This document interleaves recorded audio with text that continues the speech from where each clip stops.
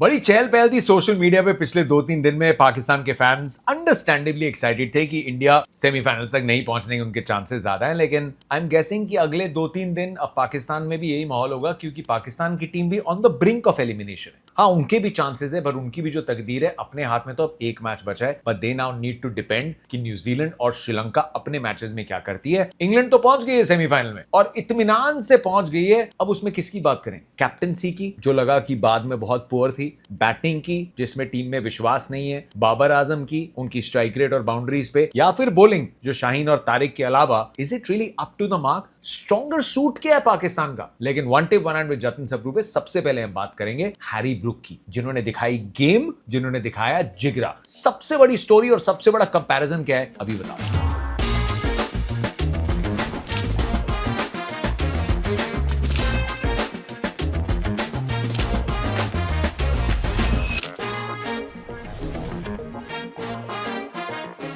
पल्ली केली के इस ग्राउंड पे इसके पहले 2 मैचेस खेले गए थे, जहां पे ऑस्ट्रेलिया ने ओमान को तो एकदम फोड़ दिया था, लेकिन उसके पहले श्रीलंका ने ऑस्ट्रेलिया के सामने पथुम निशंका के 100 के चलते 182 को चेस कर दिया था। तो डेटा क्या कह रहा है? इस ग्राउंड पे जो डेटा है अंडर लाइट्स का, आई थिंक 7 में से 6 मैच इस साल जो हुए वो चेस करते हुए जीते गए। लेकिन फिर भी पाकिस्तान ने टॉस पे कहा कि इंडिया के सामने जो गलती कर दी अब हम किसी के सामने नहीं करेंगे, हम बैटिंग करेंगे, क्योंकि शायद मानना यह है कि हमारी बॉलिंग जो है वो हमारा स्ट्रॉन्गर सूट है, विच इज अंडरस्टैंडेबल। फिर बॉलिंग को उस तरीके से परफॉर्म करना है, फिर एक कैप्टन को उस तरीके से बॉलर्स को चलाना है। I think Salman Ali Agha also felt the pressure and अंत में पाकिस्तान वापसी कर ही नहीं पाई। शायद इस बॉलिंग स्किल सेट के साथ भी कोई और शातिर कैप्टन जो ऑल आउट अटैक पे जाता है इतनी इजीली मैच को निकलने नहीं देता। लेकिन बॉलर्स ने भी बहुत लेट डाउन किया कैप्टन को, शाहीन शाह अफरीदी और उस्मान तारिक को छोड़ के। But I want to talk about Babar Azam. इस साल बाबर आजम ने 142 बॉल्स खेली है। गेस करो बाउंड्रीज कितनी लगाई है चौकों और छक्कों को जोड़ के? गेस 14 बाउंड्रीज, 11 चौके और 3 छक्के। अब that is a boundary every 10 balls. हम T20 क्रिकेट के उस मोड पे खड़े हैं जहां पे टीम्स जब बैठती है ना प्लानिंग रूम्स में, तो वो कहती हैं कि हमें टॉप के 3-4 जो प्लेयर्स हैं, अगर अच्छी कंडीशंस है या फिर अगर आपको एवरेज स्कोर से ज्यादा रन बनाने, so we want a ball पर बाउंड्री एवरी 3 to 4 बॉल्स, चलो 4 to 5 balls, once every 6 balls तो आपको चाहिए एवरेज आउट ना। लेकिन बाबर आजम का वंस एवरी 10 बॉल्स है। ऑफ ऑल द प्लेयर्स जिन्होंने ये टूर्नामेंट खेला है हिस्ट्री में, जिन्होंने 500 से ऊपर रन बनाया, 500 से ऊपर रन टॉप ऑर्डर या मिडिल ऑर्डर के प्लेयर्स ही बनाते हैं, उसमें बाबर आजम का स्ट्राइक रेट सबसे कम है। द क्वेश्चन हियर इज, और मैं एक बहुत अच्छा कंपैरिजन देने वाला हूं कि किस फेज में वो पाकिस्तान के 15 रन कम बने और उसमें बाबर आजम का क्या रोल था और इंग्लैंड ने कैसे उस पूरे फेज को कंट्रोल किया। लेकिन are Pakistan on the same page? क्या selectors, coaches, captain, are they all on the same page कि वो चाहते हैं बाबर आजम खेलें? और अगर उस पेज पे हैं तो फिर आप ख्वाजा नाफे को क्यों लेके आए? फिर आपने फकर जमान को खिलाया, आपने उनको ऊपर क्यों नहीं भेजा? या आपने बाबर को क्यों नहीं बोला कि तेज खेलिए? I mean there is a lot of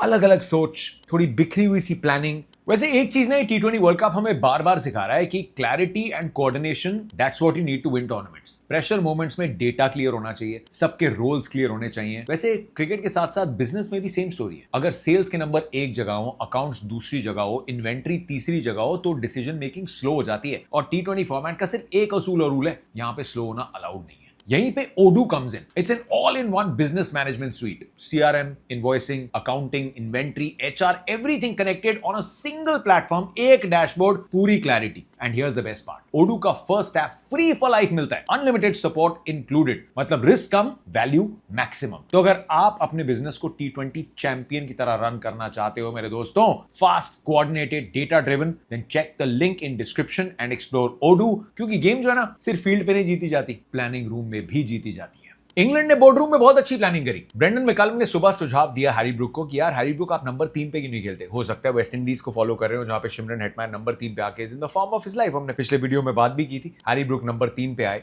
and he does go on to play a brilliant knock. इस टूर्नामेंट के 19 साल के इतिहास में पहले कैप्टन बने जिन्होंने एक 100 बनाया। इनके T20 इंटरनेशनल करियर का पहला 100 है। स्पिन के सामने 35 बॉलों में 70 रन बनाए। स्टेप आउट करके खेले, बैकफुट पे खेले, स्वीप शॉट खेली, कट शॉट खेला, पेसर्स को रूम बना के खेला। He displayed why he is called a generational talent. लेकिन now I am gonna come to that comparison जो 2 फेजेस का था, जहां पे हैरी ब्रूक और सैम करन ने जिगरा दिखाया और जिस फेज में मुझे लगता है पाकिस्तान के वो 15-20 रन कम बन गए।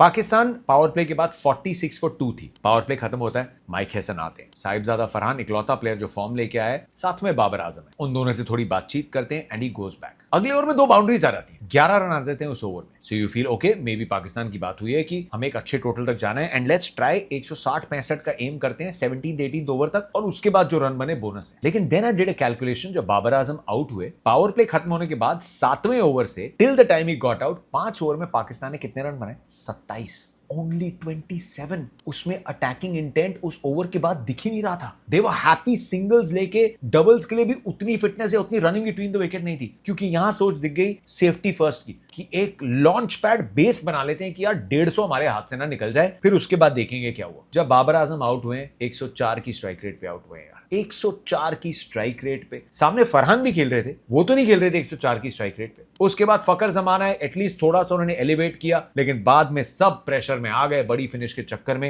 एंड लास्ट के 5 ओवर में 52 रन तो बने, लेकिन 6 विकेटें गंवा दी। 164 could have been great and I'll come to the point कि उसको अच्छा डिफेंड करना शुरू भी किया था, लेकिन यहां बनने चाहिए थे 15-20 रन और उस फेज में बनने चाहिए थे। ख्वाजा नफे को आप लेके आए, उस्मान अच्छी फॉर्म में है, Fakhar Zaman, why are Pakistan not moving on? Anyway, अब उस फेज में आते हैं जहां पे हैरी ब्रुक और सैम करन ने जिगरा दिखाया। इंग्लैंड 58 पे 4 था, 58 पे 4 स्कोर था। उस्मान तारिक ने अभी अभी टॉम बैंटन को आउट किया था। उस पूरे ओवर में सिंगल निकाले हैरी ब्रुक और सैम करन ने। सलमान अली आगा ने अगला ओवर जो है, जो उस्मान तारिक का आना था, उस्मान तारिक को दिया ही। एंड इंग्लैंड ने उस फेज में, जब तक सैम करन आउट नहीं हुए, उन्होंने 28 बॉलों में बनाए 45। That's called grabbing the bull bye it's horns, कि यहीं पे इस मैच को पकड़ना है, इस मैच को डीप नहीं ले जा सकते। And this is after Shaheen Shah Afridi ने ऊपर 3 विकेटें निकाल दी थी, उस्मान तारिक ने 1 विकेट निकाल दी थी, लेकिन उसके बाद they allowed the game to meander. Shadab का पहला ओवर महंगा, साइम अयूब के 2 ओवर्स बहुत average, straying down the leg side. Mohammad Nawaz, आप स्कोरबोर्ड पे विकेट्स ना देखे, वो एंड में आ गई जब मैच हाथ से निकल गया था, लेकिन जब मैच जिताना था, हम ये बात कर रहे हैं, इतने स्पिनर्स रखे हुए हैं, क्योंकि बैटिंग भी इनसे करानी है। आई थिंक जो स्पिनर जिसको शायद खेलना चाहिए था, वो अबरार है यार, जो बाहर बैठा हुआ है। So Pakistan just allowed the game to drift, और जब तक उनको रियलाइज हुआ कि हैरी ब्रुक तो पूरी तरीके से सेट हो गए हैं भाई, और अब यहां से सिर्फ पनिश करने वाले हैं, the game was gone. So I don't think इस टाइम पे पाकिस्तान को रियली ये अच्छा अंदाजा है कि हमारी बैटिंग ज्यादा स्ट्रांग है या हमारी बॉलिंग ज्यादा स्ट्रांग है। It's a team that has some very good performers, और शाहीन शाह अफरीदी ने थोड़ा दिखाया कि वो वापस फॉर्म में आए। इंग्लैंड की अभी भी एक गेम नहीं आई है, लेकिन उसके बावजूद they are the first team to reach semifinals. तो शायद T20 क्रिकेट में a perfect game is overrated, लेकिन दे हैव इंडिविजुअल टैलेंट्स। और सैम करन, विल जैक्स, पिछले मैच में फिल सॉल्ट, इस मैच में Harry Brook, someone puts the hand up and says कि मैं ये जॉब खत्म करूंगा। एंड पाकिस्तान के लिए मैं ये जॉब खत्म करूंगा वाला कोई प्लेयर नहीं दिखा है। Now quickly I tell you Pakistan कैसे क्वालिफाई कर सकती है। पाकिस्तान को अब उम्मीद करनी है कि न्यूजीलैंड और श्रीलंका जो 2-2 मैचेस खेलेगी, वो उनमें से सिर्फ 1-1 मैच जीते, क्योंकि अगर न्यूजीलैंड 2 मैच जीत गया तो न्यूजीलैंड 5 पॉइंट पे चला जाएगा, देयर पाकिस्तान इज आउट। अगर श्रीलंका 2 मैच जीत गया, श्रीलंका 4 पॉइंट्स पे चला जाएगा, पाकिस्तान इज आउट। पाकिस्तान अब 1 मैच जीत के सिर्फ 3 पॉइंट पे जा सकती है। So now they have to hope कि न्यूजीलैंड या श्रीलंका में से कोई भी टीम अपने दोनों मैचेस ना जीते, and then eventually last match में पाकिस्तान श्रीलंका को हरा दे। So in a lot of very similarly in the same boat India की, इनकी नेट रन रेट की उतनी लड़ाई अभी नहीं है, लेकिन न्यूजीलैंड 2 मैचेस प्रेमदासा में खेल रही है। How do they play against Sri Lanka? I think ये ग्रुप भी एक्साइटिंग है, एंड तक जाएगा, लेकिन Pakistan really needs to figure out कि उनका क्रिकेट क्या फॉर्मूला है, क्या आइडेंटिटी है, और क्या बैटिंग या बॉलिंग, क्या उनकी ताकत है। खैर, I am going off to Chennai, और मैं प्रीव्यू लेके आऊंगा इंडिया की प्रैक्टिस सेशन और प्रेस कॉन्फ्रेंस अटेंड करने के बाद, तो कल उस प्रीव्यू का इंतजार करिएगा। And for now make sure you check out description में ओडू का लिंक। अगर आप अपना बिजनेस ऑर्गेनाइज करना चाहते हैं, एक पेज पे रहना चाहते हैं, उसको ग्रो करना चाहते हैं, then make sure you check them out.